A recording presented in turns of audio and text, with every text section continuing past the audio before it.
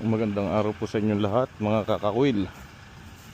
Ngayon pong araw na ito ay medyo makulimlim, pero may araw naman. Kaso nga lang may pasok po tayo sa trabaho, kaya hindi po tayo makapag-fishing ngayon.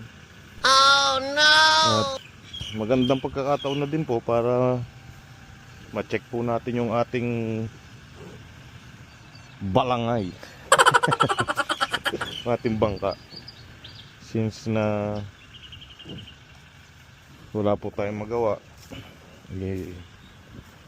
at sarado din po ngayon yung reef dito po kasi sa Australia. May mga oras na sinasarado po yung reef para maiwasan po yung panghuhuli ng mga species na reef fish, at saka yung mga mackerel po bawal pong hulihin ngayon. Para mas tempo si Mrs. pa alis. Bye. Bye baby. See you.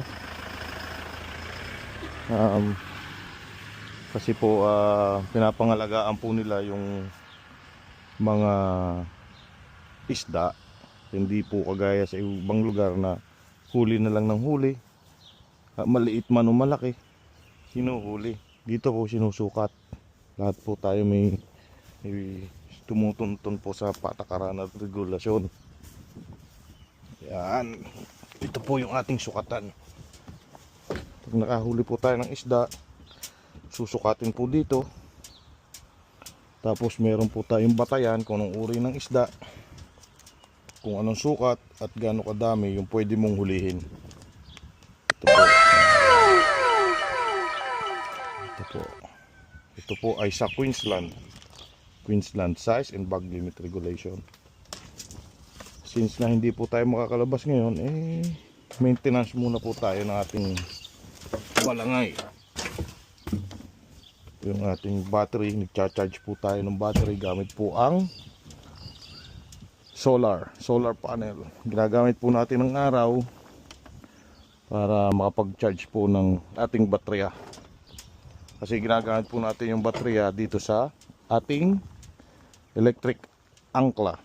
Dali po, di-motor po siya. Electric po yung ating angkla.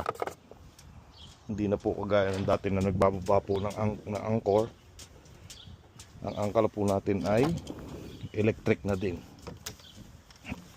Gumagamit po siya ng GPS, Global Positioning